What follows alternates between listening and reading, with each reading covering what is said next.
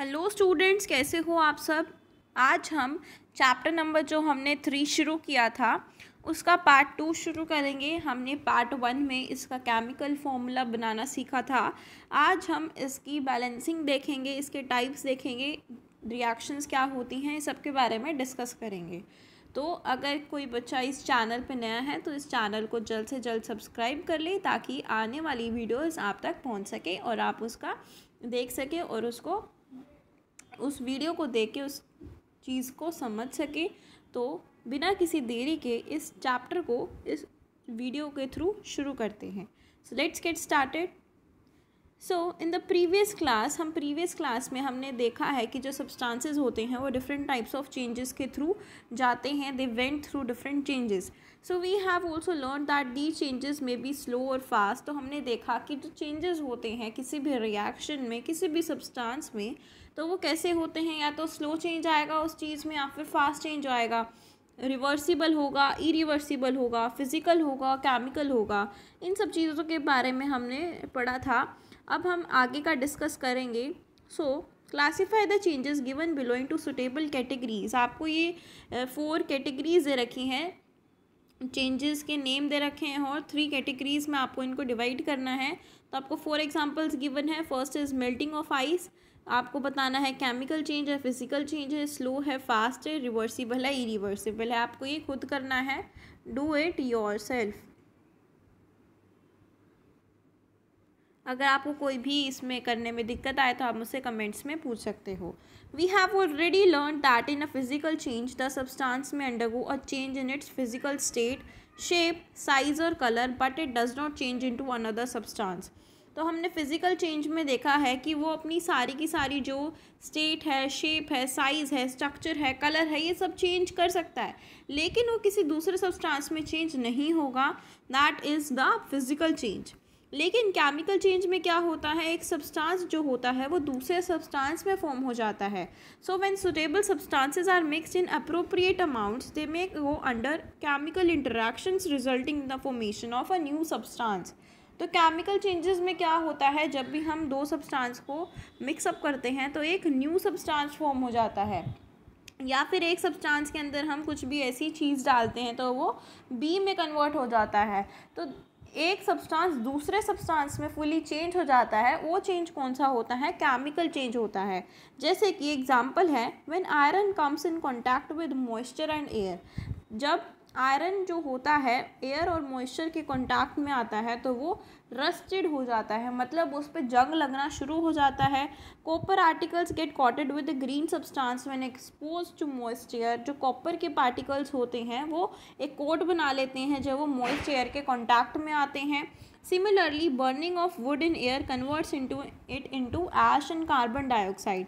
तो जैसे burning of would होती है एयर के अंदर, वो किस में कन्वर्ट हो जाती है, ऐश और कार्बन डाइऑक्साइड के अंदर। And the process in which a chemical change causes one substance to change into another, it is known as chemical reaction। तो एक सब्सटेंस से दूसरे सब्सटेंस में चेंज होना, इस चेंज को हम क्या बोलते हैं, केमिकल रिएक्शन बोलते हैं।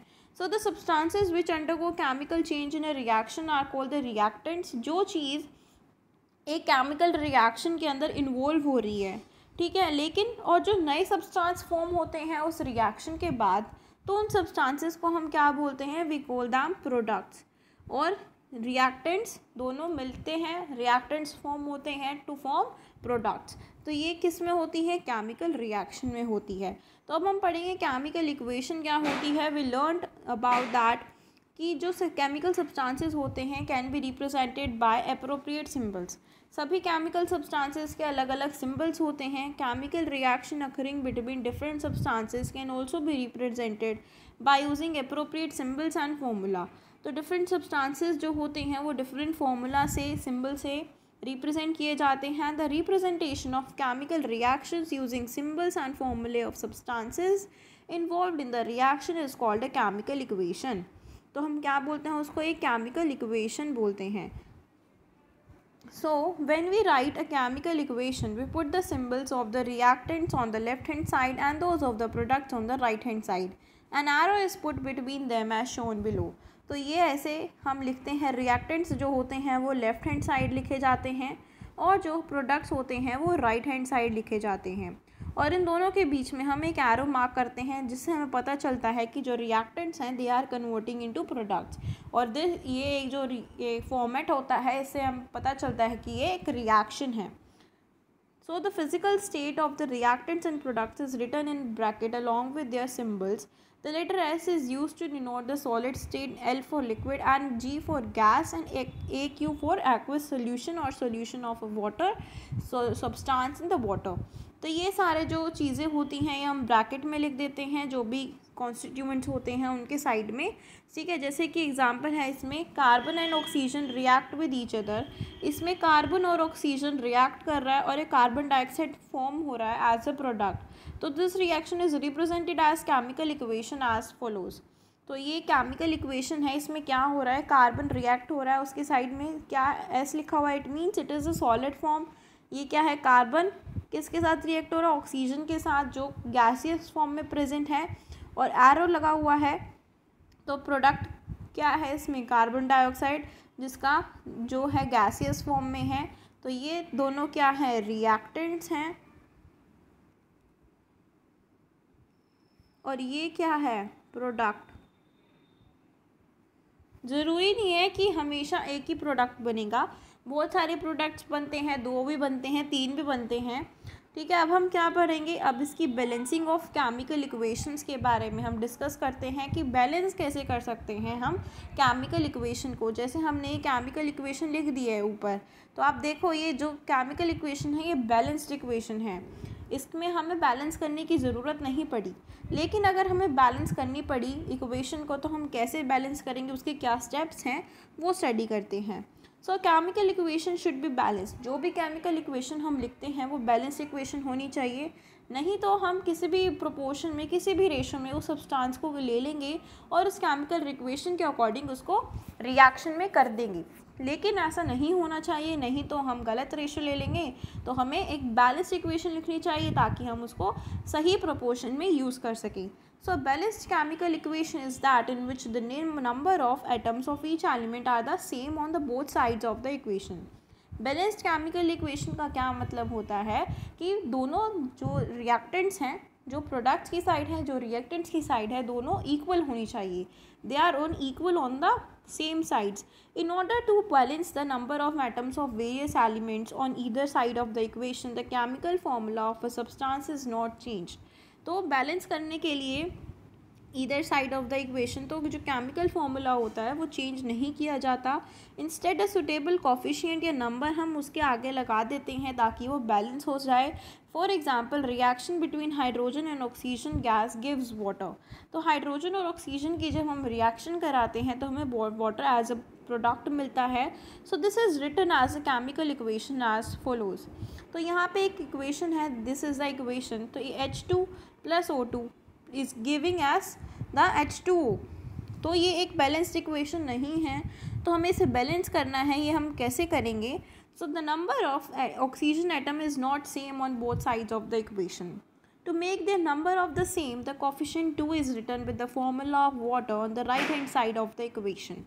तो हमने क्या किया, इसमें 2 को आगे एज अ कॉफिशिएंट उसके आगे लिख दिया ताकि वो बैलेंस हो जाए। We need to balance the number of hydrogen atoms. For this the coefficient 2 is written with the formula of hydrogen on the left hand side of the equation. तो हमें लेफ्ट हैंड साइड को भी balance करना था, तो हमने 2H2 के आगे भी लिख दिया ताकि दोनों साइड्स हमारी बैलेंस हो जाएं। सो this is now the required balanced chemical equation for the reaction. तो इसको मैं आपको समझाती हूँ अच्छे से। तो यहाँ पे हमें बैलेंसिंग देखनी है, तो हम इसमें लिख देते हैं बैलेंसिंग।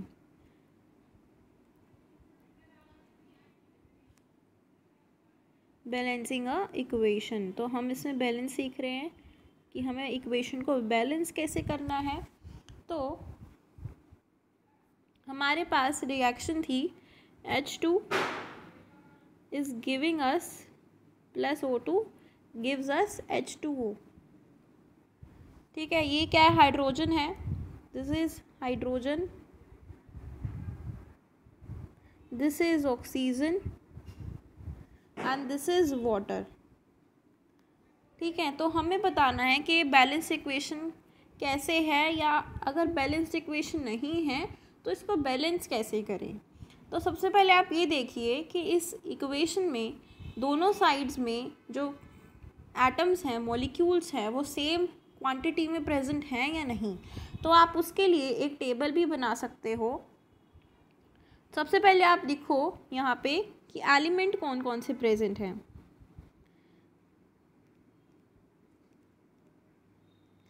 उसके बाद आप लिखो number of atoms present on the left hand side, in left hand side. और सेकंड में लिखो number of atoms present in right hand side. ठीक है, फिर आपने क्या करना है, एक टेबल बना ली। टेबल बनाने के बाद आप यहाँ पे जो एलिमेंट्स हैं हमारे इसमें प्रेजेंट हैं, कौन कौन से एलिमेंट्स हैं, इसमें सिर्फ 2 एलिमेंट्स प्रेजेंट हैं। वो कौन कौन से, हाइड्रोजन और ऑक्सीजन। तो हम यहाँ पे उनके नेम्स लिख देंगे। So we write their names, hydrogen and oxygen. फिर हम देखेंगे कि number of atoms in left hand side कितने प्रेजेंट हैं। हाइड्रोजन लेफ्ट हैंड साइड कितने प्रेजेंट हैं, 2 प्रेजेंट हैं, और ऑक्सीजन भी 2 हैं, तो यहाँ पे भी 2 लिखा, यहाँ पे भी 2 लिख दिया। और राइट हैंड साइड में कितने प्रेजेंट हैं, हाइड्रोजन 2 है लेकिन ऑक्सीजन ओनली 1 है। So hydrogen is 2 and oxygen is 1। तो हमें पता चला कि जो हाइड्रोजन है वो दोनों साइड बैलेंस्ड है, लेकिन ऑक्सीजन जो है वो बैलेंस्ड नहीं है। ठीक है, तो हम ऑक्सीजन को बैलेंस कैसे करेंगे। तो ऑक्सीजन को हमें बैलेंस करना है, 2 लेके आना है। तो हम क्या करेंगे, यहाँ पे भी 2 लिख देंगे बैलेंस करने के लिए, क्योंकि हमें ऑक्सीजन को दोनों जगह पे बैलेंस करना है। अब हम देखेंगे कि ऑक्सीजन बैलेंस हो गया है, oxygen is balanced now. Oxygen के पास दोनों 2 प्रेजेंट हैं दोनों साइड्स पे। ठीक है, लेकिन अब क्या हो रहा है कि जो हाइड्रोजन है वो 2 × 2, यहाँ पे 2 × 2 4 हो गया है। तो हाइड्रोजन यहाँ पे कितना हो गया, 4 हो गया, लेकिन यहाँ पे कितना है, 2 ही प्रेजेंट है। तो अब हमें हाइड्रोजन को भी बैलेंस करना पड़ेगा। तो हम क्या करेंगे, हाइड्रोजन को राइट हैंड साइड तो हमने बैलेंस कर दिया, ऑक्सीजन को बैलेंस कर दिया। अब हमें हाइड्रोजन को भी बैलेंस करना है लेफ्ट हैंड साइड में। तो हम यहाँ पे भी 2 लिख देंगे। तो अब हाइड्रोजन कितना हो गया, 4, और ऑक्सीजन कितना था हमारा, 2, और राइट हैंड साइड भी हमारा हाइड्रोजन 4 हो गया और ऑक्सीजन ऑलरेडी 2 हो गया। ठीक है, तो हम इसे कोई इक्वेशन को कैसे रिप्रेजेंट करके लिखेंगे। So we write here 2H2 plus O2 giving us 2H2O। तो ये हमारी बैलेंस्ड इक्वेशन है। ठीक है, यहाँ पे देखो आप, यहाँ पे 2 × 2 4H हैं, यहाँ पे 2 ऑक्सीजन है, और यहाँ पे 2 × 2 4H हैं और 2 ऑक्सीजन है। तो ये हमारी फुल्ली बैलेंस्ड इक्वेशन होगी। Left hand side is equals to right hand side. ठीक है, अब आपको समझ आ गया होगा इजीली। सो आपको क्या करना है, यहाँ पे एग्जाम्पल्स गिवन है, give more examples of balancing of simple equations like. मैं आपको इन दोनों को भी बैलेंस करके समझा देती हूँ। तो हमें 2 इक्वेशंस गिवन है, 2Na + Cl2 gives us 2A NaCl। तो इस इक्वेशन को हमें बैलेंस करना है। ठीक है, पहले तो आप ये देखो कि ये ज़रूरी नहीं है कि हमें कोई भी जो इक्वेशन गिवन है वो बैलेंस नहीं होगी, वो बैलेंस भी दे सकते हैं। तो आपको ये चेक करना है कि वो बैलेंस्ड इक्वेशन है पहले तो या नहीं है। अगर नहीं है तो उसको बाद में बैलेंस करना है। तो सबसे पहले आप देखो कि यहाँ पे जो मैंने आपको बताया था, आप टेबल बना लो। सबसे पहले एलिमेंट लेफ्ट हैंड साइड में कितने प्रेजेंट हैं और राइट हैंड साइड में कितने प्रेजेंट हैं। तो देखो यहाँ पे सोडियम और क्लोराइड हैं, तो एलिमेंट्स हमारे Na और Cl। Na left hand side में कितने प्रेजेंट हैं और राइट हैंड साइड में कितने हैं, तो Na राइट हैंड साइड में 2 हैं, लेफ्ट हैंड साइड में भी 2 हैं। Cl लेफ्ट हैंड साइड में भी 2 हैं और राइट हैंड साइड में भी 2 हैं। तो इसका मतलब ये है कि जो हमारी ये इक्वेशन गिवन है, दिस इज़ बैलेंस्ड इक्वेशन। हमें इसे बैलेंस करने की ज़रूरत नहीं है क्योंकि ऑलरेडी बैलेंस्ड इक्वेशन है। ठीक है, अब जो हमारी सेकंड इक्वेशन हमें गिवन है वो देखते हैं। H2SO4 plus 2NaOH gives us Na2SO4 plus 2H2O। तो इसमें हमारे बहुत सारे एलिमेंट्स प्रेजेंट हैं, तो आप इसको कंफ्यूज होने के बजाय फिर टेबल बना लो, left hand side and right hand side. बाद में हमें एलिमेंट्स के नेम्स लिखने हैं। एलिमेंट्स आपको बताना है कौन कौन से एलिमेंट्स हैं। सबसे पहले है हाइड्रोजन, फिर है सल्फर, फिर है ऑक्सीजन। तो हाइड्रोजन का कितने प्रेजेंट हैं, लेफ्ट हैंड साइड में देखो, लेफ्ट हैंड साइड में प्रेजेंट है 1 2 3 4। हाइड्रोजन कितने हैं, 4। राइट हैंड साइड में 4। सल्फर ओनली 1 प्रेजेंट है, यहाँ पे भी 1 प्रेजेंट है, यहाँ पे भी 1 है और यहाँ पे भी 1 है, तो हम लिखेंगे 1 1। अब ऑक्सीजन, ऑक्सीजन को देखना है। ऑक्सीजन कितने हैं, यहाँ पे 4 हैं, यहाँ पे 2 प्लस हो गए 4 और 2 6 प्रेजेंट हैं लेफ्ट हैंड साइड में। राइट हैंड साइड में 4 और 2, यहाँ पे भी 6 हैं, तो दोनों साइड 6 6 हैं। तो इट मीन्स कि ये इक्वेशन भी क्या है, बैलेंस्ड इक्वेशन है।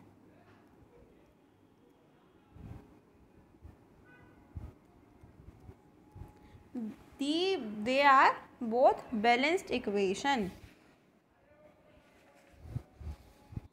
मैं आपको एक एग्जांपल देती हूँ, उसके बिहाफ पे अनदर एग्जांपल देती हूँ मैं अपनी तरफ से, इस बुक में नहीं गिवन है। सो CH4 plus O2 gives us CO2 plus H2O। ये इक्वेशन हमें गिवन है, तो इस इक्वेशन को हमें बैलेंस करना है। बैलेंस कैसे करना है मैंने आपको बताया है। सबसे पहले आपको क्या बनानी है, एक टेबल बनानी है। फिर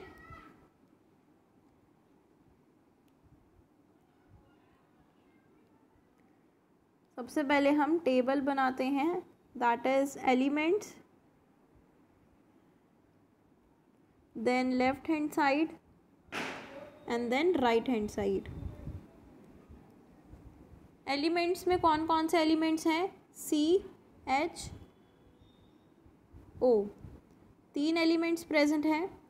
तो C कितने प्रेजेंट है लेफ्ट हैंड साइड में, C प्रेजेंट है 1 और राइट हैंड साइड में भी 1। हाइड्रोजन 4 है यहाँ पे और यहाँ पे सिर्फ 2 हैं, 4 एंड 2। यहाँ पे ऑक्सीजन 2 है और यहाँ पे 3 हैं, 2 एंड 3। तो ये हमारी टेबल बन गई। अब हमें क्या करना है, इसे बैलेंस करना है। बैलेंस हम कैसे करेंगे, हम देख रहे हैं कि जो हमारा कार्बन है वो तो ऑलरेडी बैलेंस्ड है, दोनों साइड्स पे 1 1 प्रेजेंट है। अब हम चलते हैं हाइड्रोजन की तरफ। हाइड्रोजन हमें बैलेंस करना है, तो हाइड्रोजन यहाँ पे कितना है, 4 और यहाँ पे है 2। तो हम क्या करेंगे, यहाँ पे 2 लगा देंगे, तो जिससे क्या होगा, 2 × 2 4 हो जाएगा हमारा हाइड्रोजन। और हमारा जो ऑक्सीजन है वो कितना हो गया, अब यहाँ पे 4 हो गया। तो इस ऑक्सीजन को हमें बैलेंस करना है लेफ्ट हैंड साइड में, तो हम यहाँ पे भी क्या कर देंगे, 2 लगा देंगे, which comes out to be 2 × 2 = 4। तो ऑक्सीजन भी हमारा 4 हो गया और यहाँ पे हाइड्रोजन भी 4 हो गया और ऑक्सीजन भी 4 हो गया। तो ये इस तरह से हमारी इक्वेशन बैलेंस हो गई है। तो हमारी बैलेंस्ड इक्वेशन क्या बनती है, that comes out to be CH4 plus 2O2 gives us CO2 plus 2H2O। तो ये हमारी इक्वेशन बनती है, that is balanced equation. Fine. अब हम चलते हैं हमारे नेक्स्ट टॉपिक पे, that is types of chemical reactions.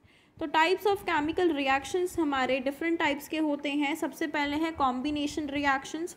Combination reactions में क्या होता है, जिसमें एक रिएक्शन जिसमें 2 और मोर सब्सटेंसेस रिएक्ट होते हैं ताकि कोई एक नया सब्सटेंस फॉर्म हो जाए, जिसको हम कॉम्बिनेशन रिएक्शंस बोलते हैं। As a name indicates, combination means combine से हमें क्या मतलब समझ आ रहा है, जिसमें हम चीज़ को कंबाइन करते हैं। कंबाइन का मतलब ही यही होता है जिसमें दो चीज़ों को मिलाया जाता है और एक चीज़ बनती है। So combination reactions are very useful in synthesising various chemicals. For example, इसका एग्जांपल है, हमने दो चीज़ों को ऐड किया और हमारा प्रोडक्ट बन गया वाटर। कॉम्बिनेशन किया नाइट्रोजन और हाइड्रोजन का, हमारा फॉर्मेशन क्या हुआ, अमोनिया। एज अ प्रोडक्ट हमारा फॉर्म हो गया। डिकम्पोजिशन रिएक्शन में क्या होता है, जिसमें more than one product is obtained from a single reactant. जिसमें क्या हो रहा है, एक रिएक्टेंट है, रिएक्टेंट इसमें सिर्फ एक है, लेकिन जो प्रोडक्ट हैं वो दो हो जाते हैं।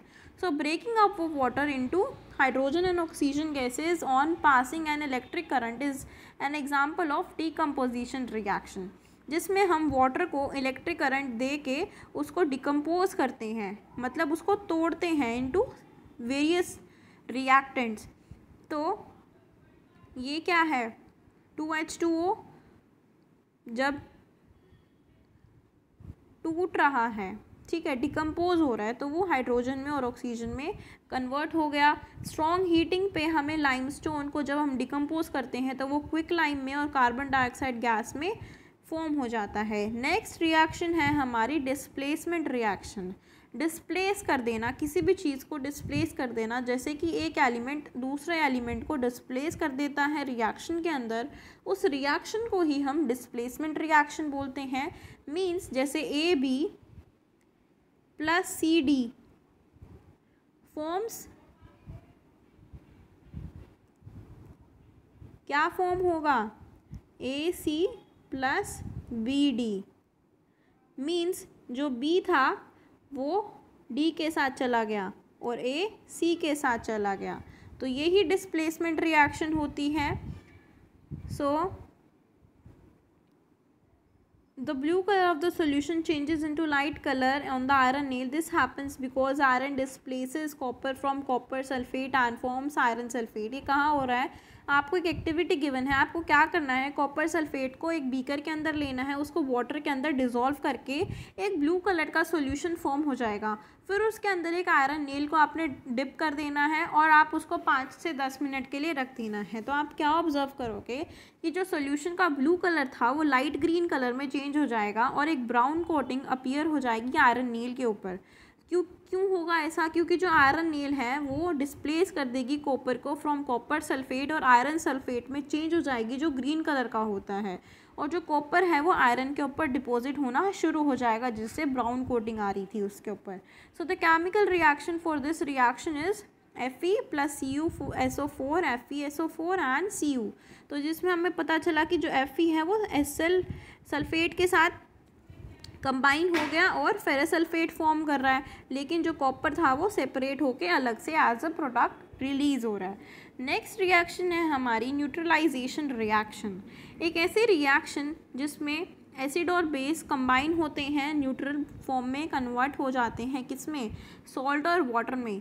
सो neutralisation reaction always leads to the formation of salt and water. जो न्यूट्रलाइजेशन रिएक्शन होती हैं इसके जो प्रोडक्ट्स होते हैं हमेशा सॉल्ट और वाटर ही फॉर्म होते हैं। तो ये आपके लिए ईजी हो गया लर्न करना।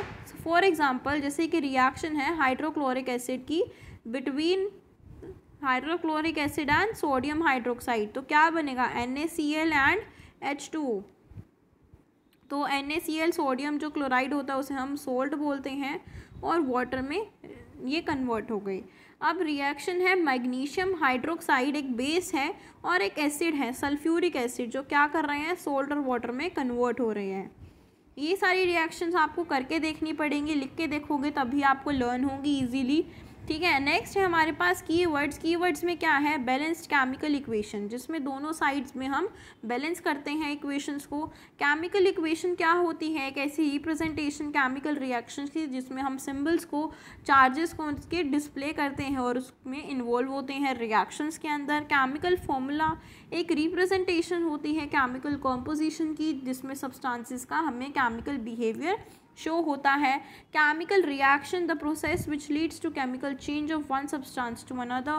केमिकल रिएक्शन क्या होती है, जब एक जो केमिकल चेंज होता है एक सब्सटेंस से दूसरे सब्सटेंस में, जब वो चेंज हो जाता है उसे हम केमिकल रिएक्शंस बोलते हैं। कॉम्बिनेशन रिएक्शन, जिसमें दो reactants combine together and to form a one product, new product. तो chemical reactions in which two और more substances combine to form a new substance as a product. Compound एक ऐसा pure substance होता है जो molecule से मिलके बनता है, जो सेम काइंड के होते हैं। डिस्प्लेसमेंट रिएक्शन में हमने देखा था अभी कि एक एलिमेंट जो है दूसरे एलिमेंट के साथ कंबाइन हो जाता है और दूसरा एलिमेंट फॉर्म कर देता है, जिससे दूसरे एलिमेंट से डिस्प्लेस हो जाता है। एलिमेंट एक ऐसा प्योर सब्सटेंस होता है जो एटम से मिलके बनता है। एटम्स कौन से, जो सेम टाइप्स के होते हैं। मिक्सचर, जिसमें बहुत सारे सब्सटेंसेस होते हैं और mix together in any ratio but are not chemically combined. वो किसी भी रेशो में प्रेजेंट होते हैं उस मिक्सचर के अंदर, लेकिन वो केमिकली कंबाइंड नहीं होते। न्यूट्रलाइजेशन रिएक्शन में एसिड और बेस की कम्बिनेशन होती है, जिससे वो जो फॉर्म करते हैं वो सॉल्ट और वाटर फॉर्म करते हैं। नेक्स्ट है प्रोडक्ट्स। जब भी न्यू सब्सटेंसेस फॉर्म होते हैं किसी भी रिएक्शन के थ्रू, रिएक्टेंट से कन्वर्ट होकर किस में कन्वर्ट होते हैं, प्रोडक्ट्स में, तो उन्हें हम प्रोडक्ट्स बोलते हैं। प्योर सब्सटेंसेस कौन से होते हैं, जो मटेरियल्स जो सेम काइंड ऑफ पार्टिकल्स से मिलके बनते हैं, या तो वो एटम्स होंगे या फिर मॉलिक्यूल्स होंगे। रिएक्टेंट्स क्या होते हैं, ऐसे सब्सटेंसेस जो chemical change in a reaction में अंडरगो होते हैं, जो इन्वॉल्व होते हैं। यू मस्ट नो, आप ये खुद पढ़ लेना, आपको इजी है सब, ठीक है। और इसकी जो बैक एक्सरसाइज है ये हम नेक्स्ट वीडियो में कंटिन्यू करेंगे, अंडरस्टैंड करेंगे अच्छे से डिस्कस करके। तो इसकी जो भी एग्जांपल्स हैं, जो भी आपको डाउट्स हैं, आप मुझसे कमेंट सेक्शन में पूछ लेना, ठीक है। और वैसे ही इजी चैप्टर है, आपको समझ में आ जाएगा इजीली। कोई भी टॉपिक आपको थोड़ा बहुत समझ आ रहा है तो आप उसको पूरा समझो और वीडियो को बार बार देखो। जितना आप देखोगे उतने आपको चीज़ें क्लियर होंगी।